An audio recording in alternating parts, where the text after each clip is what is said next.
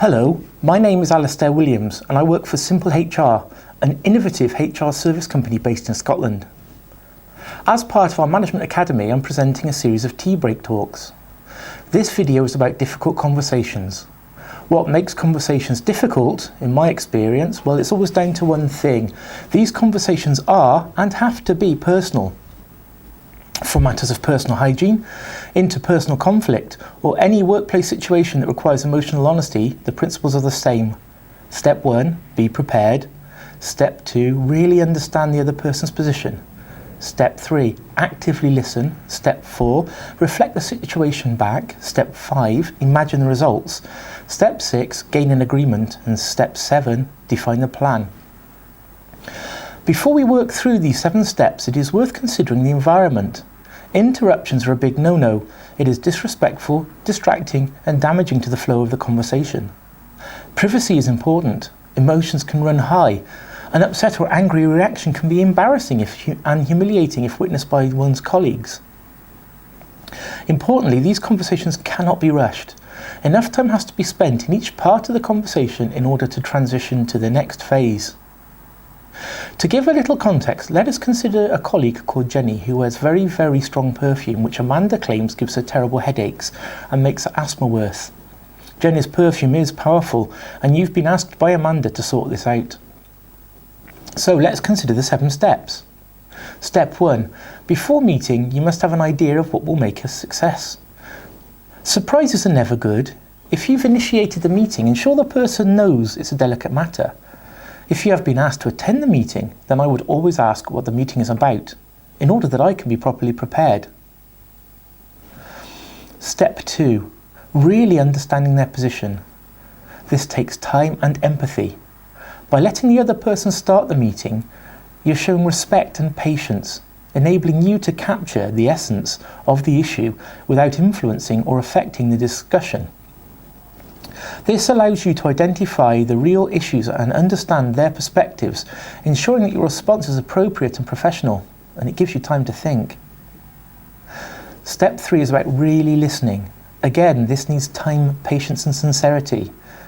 You cannot listen if you're thinking about your reply or trying to suggest a solution. Writing brief notes shows that you're paying attention. Clarify the story. In the perfume example, the person may complain that she feels excluded and that people are talking about her. It's tempting to say, oh no, I'm sure that's not the case. But a more powerful response would be, why do you feel that way, Jenny? Or, that must be an uncomfortable feeling. Step 4, reflecting the problem back. This sounds like, I've listened to you, Jenny, and you feel excluded because people are whispering when you enter the office. So go to transfer this conversation to resolution. For example, I accept what you've told me, Jenny, and I want to help you find a solution to this issue. It's important to empower the other person. You should enable them to own the problem and suggest solutions that will work for them. Asking Jenny to think about how she's impacting the situation is very powerful, but must be approached sensitively.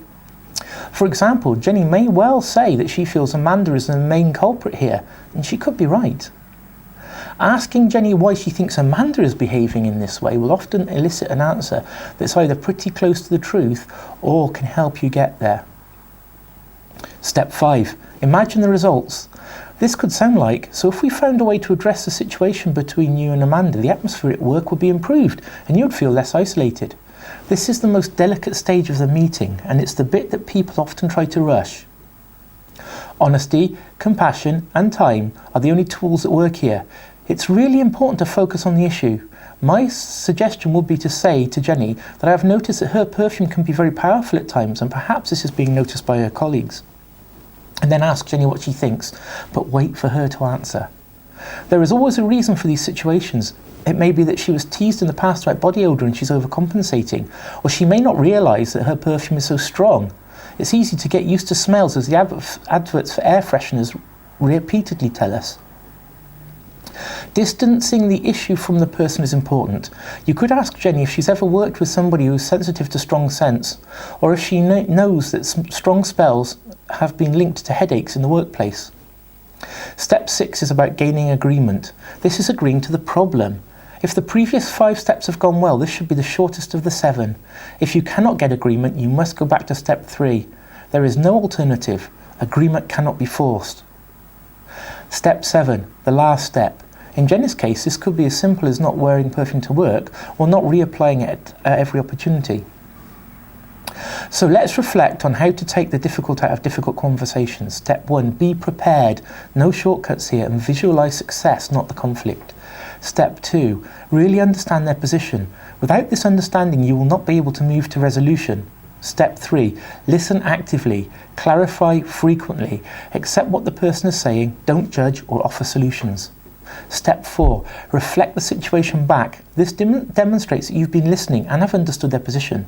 Step 5, imagine results. Help them to visualize the resolution and see how it would improve their situation.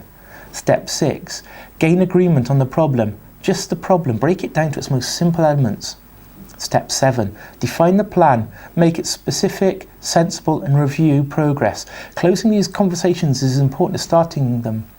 Lastly, a glass of water is a handy prop, allowing you time to think whilst taking a sip, and don't forget to turn off your phone. You can download a transcript of this video and access other useful resources at simplehr.co.uk. I hope this has been useful, and thank you for watching.